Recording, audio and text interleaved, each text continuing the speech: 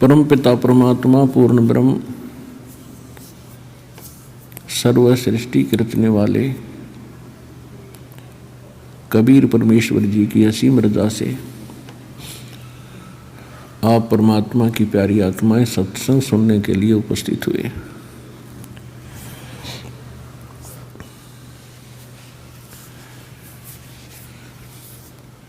आज का जो सत्संग समागम है एक विशेष दिन के उपलक्ष्य में ये किया जा रहा है।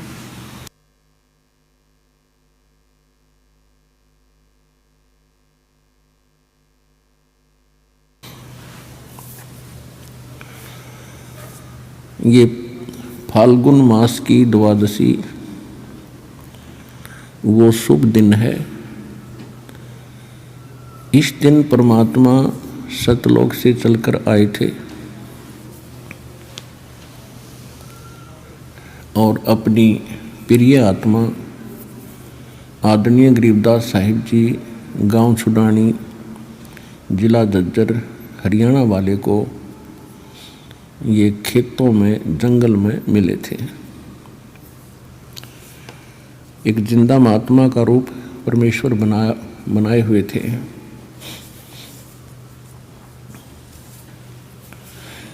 इस दिन का एक विशेष महत्व ये है कि परमात्मा ने अपना एक ऐसा दृढ़ गवाह बनाया जिसने परमात्मा को देखा, परमात्मा के उस स्थान को देखा जिसके विषय में परमात्मा बहुत पहले से कहते आ रहे थे कि एक ऐसा स्थान है जहाँ कोई दुख नहीं, कोई रोग नहीं, कोई कष्ट नहीं, कोई टेंशन नहीं, किसी चीज़ का अभाव नहीं, वहाँ वृद्ध अवस्था नहीं, मृत्यु नहीं। लेकिन हमने जो अज्ञान ग्रहण कर रखा था उसके आधार से हम परमात्मा के उस विचारों पर, ज्ञान पर हम विश्वास नहीं कर पाते थे। तो फिर परमेश्वर ने अपने कुछ गवाह बनाए ताकि ये मेरी गवाही दें, आँखों देख कर प्रमाणित करें, जिस कारण से आने वाले समय में मेरे बच्चे मुझे पहचान लें और इनका युगों का कष्ट मिट जाए। असंख्य जन्म हो गए हमको इस काल के जाल में, जन्म और मृत्यु में। जब हम अन्य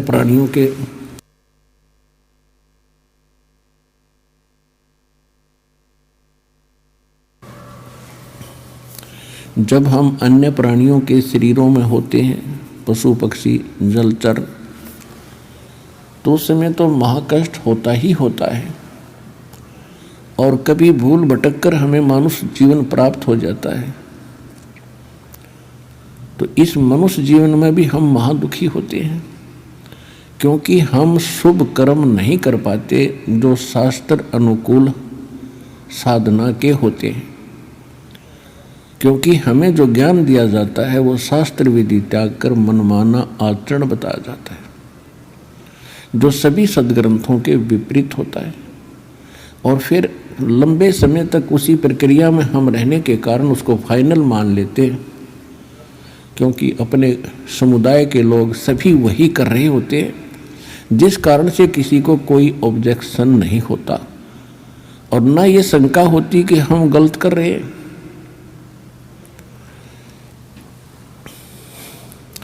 इस भूल को मिटाने के लिए परमात्मा स्वयं आते हैं। यहाँ पर दो शक्तियाँ काम कर रही हैं। एक तो असंख्य ब्रह्मांड का मालिक है कबीर भगवान, जिसको मुसलमान भाई अल्लाह अकबर कहते हैं, हम उसे कबीर साहिब कहते हैं। अल्लाह माने साहिब, अकबर माने कबीर, ये बोलने का अंतर है बस। अल्लाह कबीर, अल्लाह अकबर यानी साहिब कबीर, हम कबीर साहिब कहते हैं। इसको गॉड कबीर कहो। ये पूर्ण परमात्मा है, ये हमारा जनक है, हमारा पिता है, इसकी वचन शक्ति से हम सभी उत्पन्न हुए हैं।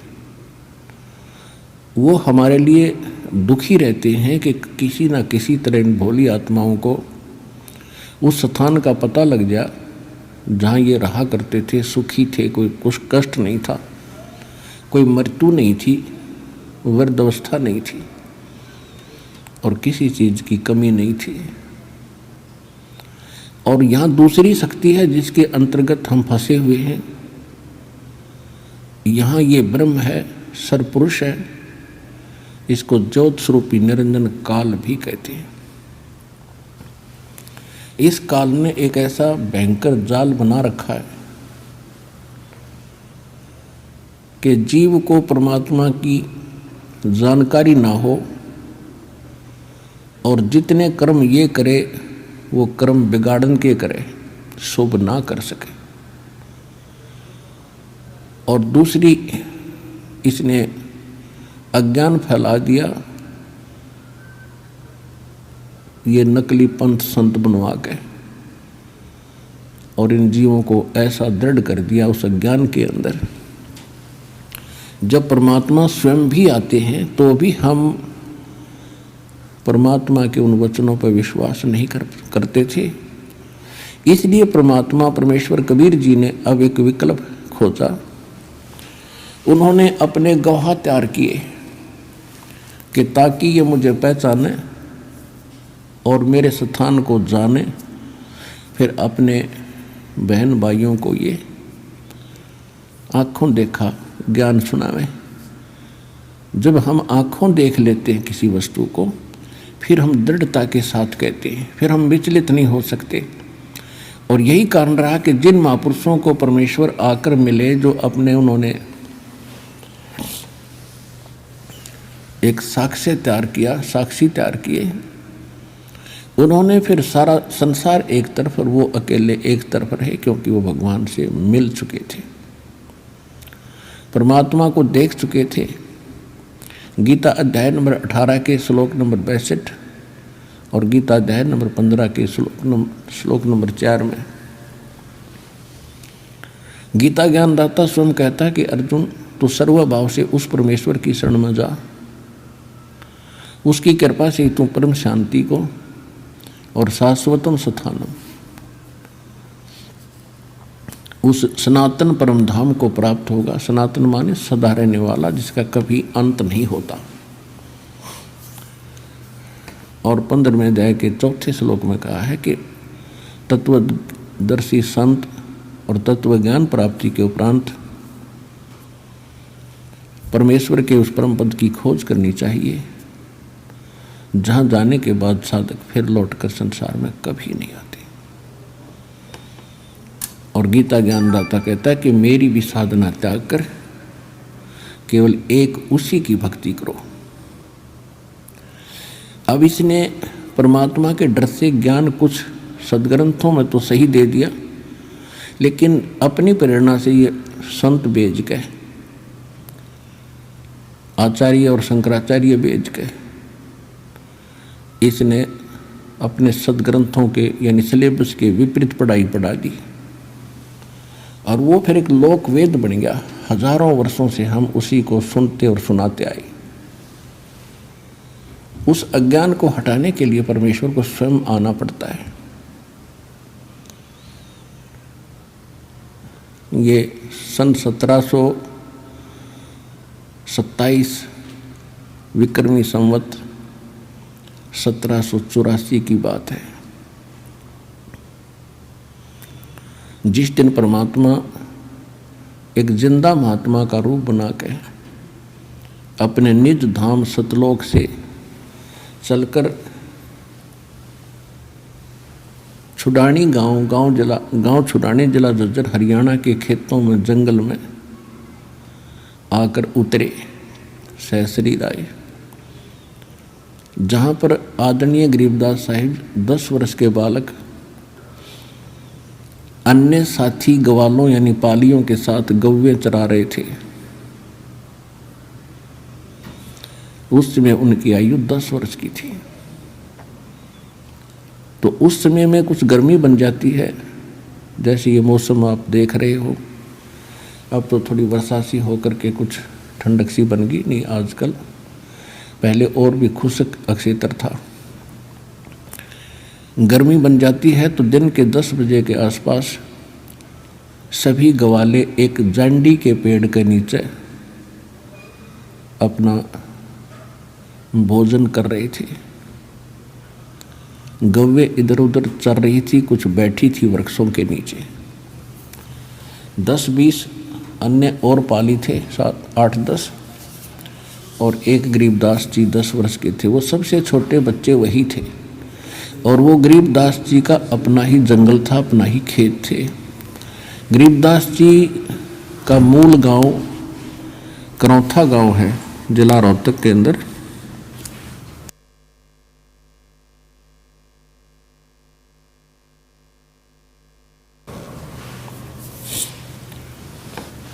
इनका मूल गांव जो है गांव करौथा, जिला रोहतक, हरियाणा में। और इनके नानके थे गांव छुडानी में। गरीबदास जी के कोई मामा नहीं था, इसलिए इनके नाना जी ने गरीबदास जी के पिताजी को वहाँ घर जमाई रख लिया था। जमीन लगभग 1400 एकड़ थी। उसका वारिस कोई ना होने से अपने दामाद को श्री शिवदयाल जी ने वहाँ रख लिया था। छुडानी जाने के लगभग 10-12 वर्ष के बाद, 12 वर्ष के उपरांत गरीबदास जी का जन्म गांव छुडानी, जिला झज्जर में हुआ था। जमीन बहुत घनी थी, वर्षा पर आधारित होते थे। वर्षा हो जाती थी, कुछ कणक बीज दी जाती थी, बाकी क्षेत्र वो चरागाह बनाया करते थे और पशुपालन ही अधिक किया करते थे।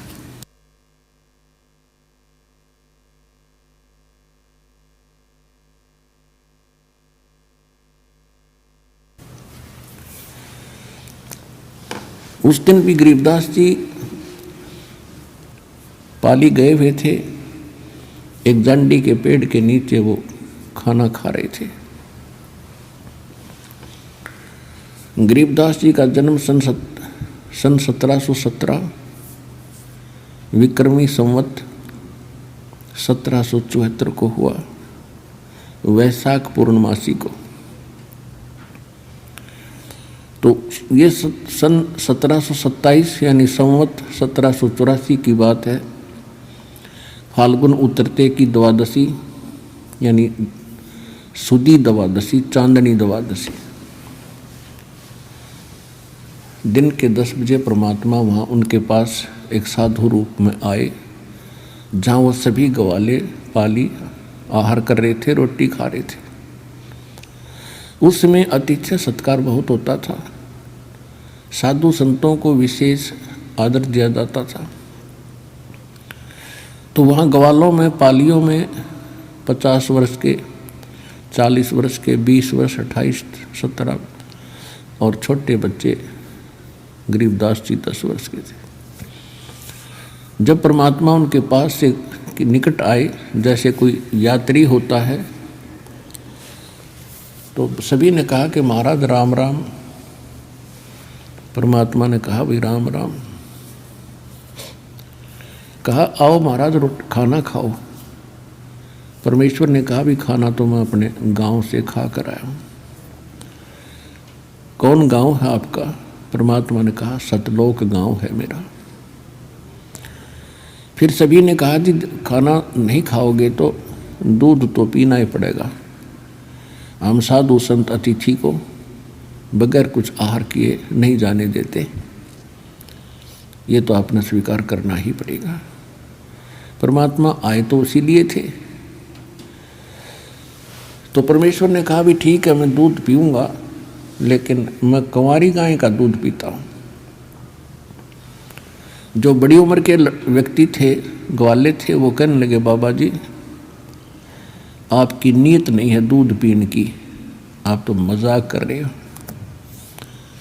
परमात्मा बोले भाई अगर दूध पिलाना है तो पिला दो।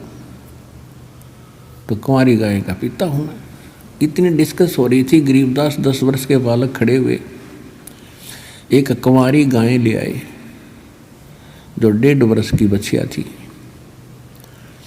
और कहा महाराज जी इसका ना तो बच्चा हुआ है ना इसके कोई सतन है, ये दूध कैसे देगी। परमेश्वर कबीर जी ने कहा कि बच्चों, कोई तुम्हारे पास ऐसा बर्तन हो वो लाओ जिसमें दूध निकाल लेंगे। एक छोटा सा मिट्टी का बर्तन था, 8-10 किलो का, 8-10 लीटर का, तो उठा लाए, साफ करके रखा हुआ था। और गरीबदास जी पकड़ कर बैठ गए गाय के नीचे। परमात्मा बोले रख इसके नीचे। पकड़ कर बैठ गए गाय के नीचे, सतनों के नीचे। परमेश्वर खड़े हुए और बच्चिया के कमर पर हाथ थपकी मारी, सतन लंबे लंबे हो गए, दूध की धार चल पड़ी और पात्र भर गया जो बंद होगी। बोलो सतगुरुदेव, बंदी छोड़ कबीर साहेब की जय।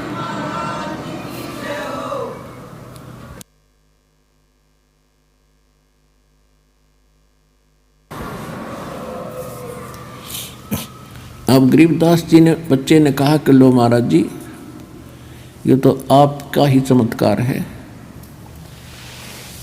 दूध पी लो। परमात्मा ने कुछ दूध पिया, शेष उन पालियों से कहा कि ले बच्चों पी लो, ये प्रसाद है। अब जो बड़े गरीबदास जी से जो बड़े थे सारे, उन्होंने कहा कि हम ना पीवें, ये तो पाप का दूध है, कुंवारी गाय का दूध निकाल दिया और ना जाने क्या जादू जंतर कर रखा है आपने, और फिर आपने जो उठा कर दिया, अपना पता कौन सी जाति के हो, हम ना पीवें, उठ कर चले गए।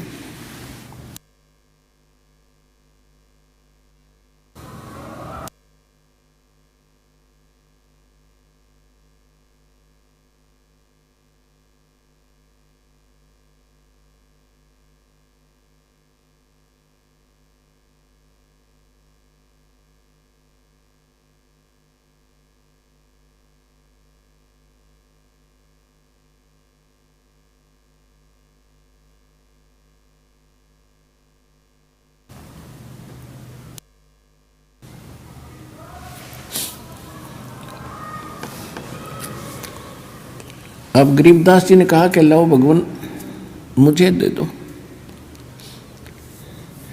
आपका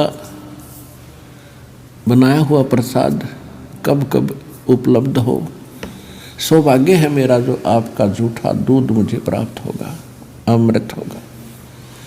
परमात्मा ने कहा था बेटा ये जादू जंत्र का नहीं है, ये यहाँ इस लोक का भी नहीं है, ये तो मेरे लोक से आया, सतलोक से, और पी लो तुम, बहुत लाभ होगा। कहते हैं सकल पदार्थ है जग माही, पर कर्महीन नर पावत नाहि।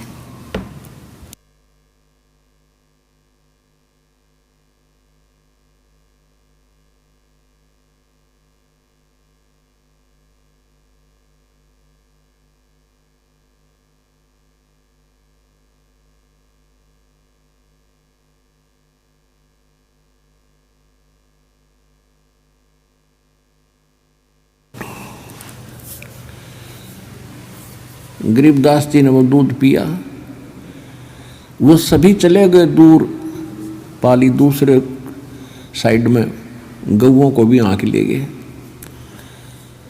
अब वहां रह गए वो परमात्मा और वो प्यारी आत्मा जिसके लिए मालिक आए थे। परमेश्वर ने चर्चा शुरू की कि बेटा भक्ति किया करो, परमात्मा का नाम लेना चाहिए, ये मनुष्य जीवन बार बार नहीं मिलेगा। तो गरीबदास जी जैसे बच्चे थे कहने लगे भगवान हम करते हैं, राम राम करते हैं, सीता राम करते हैं, राधे श्याम का जाप करते हैं, बजरंग बली की जय बोले, शंकर भगवान की भक्ति करें। फिर परमात्मा ने काफ़ी देर तक उनको समझाया बेटा ये इनकी भक्ति से मोक्ष नहीं हो सकता, आपका जन्म और मृत्यु नहीं मिट सकता, आपके कर्म के अंदर यानी प्रारब्ध के अंदर जो लिखा है कोई पाप कर्म जिससे आपको कोई हानि होनी है, तो इन भगवानों की भक्ति से वो समाप्त नहीं हो सकती। इन भगवानों की भक्ति करने से आपको पुण्य और पाप दोनों ही प्राप्त होंगे। और कहते हैं पिछले ही तप से होते हैं पूर्ण हंस मुराद। ये पिछले संस्कार से उस बालक के एकदम उसके हृदय में एक विशेष प्रेरणा हुई कि परमात्मा, आज तक हमने यो ज्ञान कभी किसी से सुना नहीं, और ऐसा भगवान नहीं सुना जो आप बताते हो कि वो सब दुख दूर कर सकता है, हमारे प्रारब्ध यानी किस्मत लिखे हुए लेख का भी नाश कर सकता है, हमारे सब पापों का नाश करके हमें पवित्र कर सकता है और मोक्ष पूर्ण दे सकता है। और हमने तो कभी कभार स्वर्ग सुना था, उस स्वर्ग की भी जानकारी पूरी नहीं थी। तब परमात्मा ने स्वर्ग की डेफिनेशन सुनाई, परिभाषा सुनाई कि स्वर्ग तो बेटा ऐसा है जैसे एक होटल होता है, और होटल के अंदर जैसे शिमला, कुल्लू, मनाली साइड में, यहाँ राजस्थान, हरियाणा, पंजाब, उत्तर प्रदेश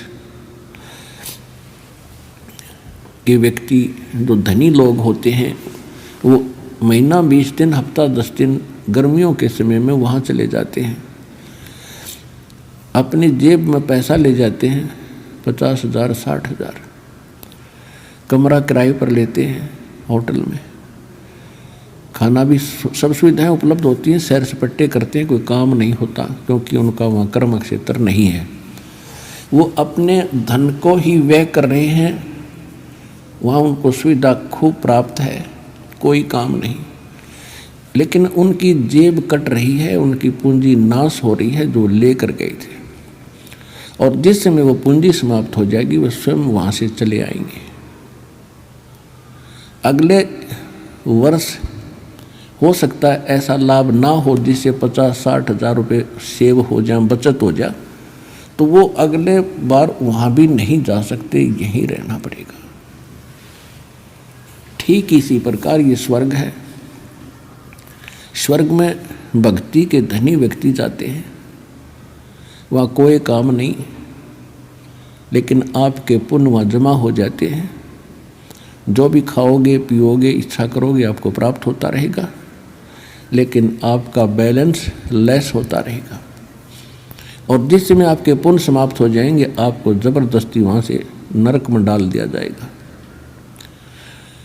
और नरक के बाद फिर पुनः आपको यहाँ 84 लाख योनियों की कुत्ते गधे सूअर के शरीरों में बेचा जाएगा, और ये प्रक्रिया आप असंख्य जन्मों से कर रहे हो, भोग रहे हो, इसका निर्वाह कर रहे हो।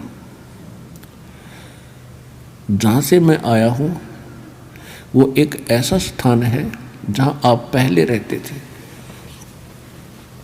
पूरी सृष्टि रचना सुनाई, आप सभी वहाँ रहते थे, वहाँ कभी मृत्यु नहीं है,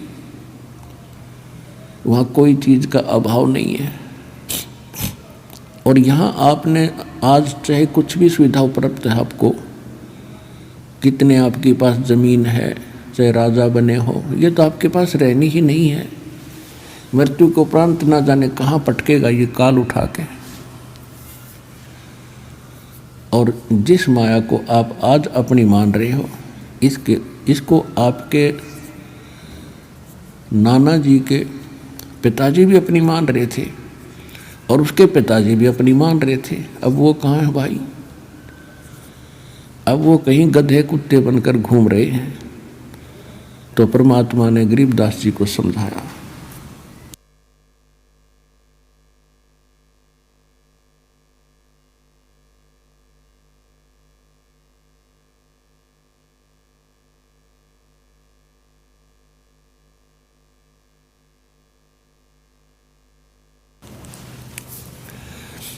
ये माया है राम की अपनी कहें गंवारे, जमपुर धक्के खाओगे नाहक बहे बेगारे।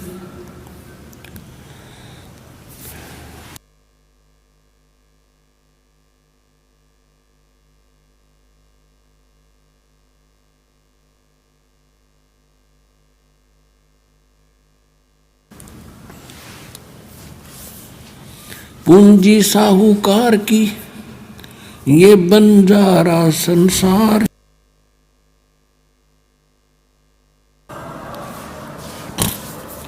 पूंजी साहूकार की ये बंजारा संसार, और पूंजी माल गंवा दिया इब नाहक बह बेगार। परमात्मा ने बताया कि बेटा ये पृथ्वी इस काल साहूकार की है और तुम यहाँ बंजारे बनकर आए हुए हो। इस पर एक आपने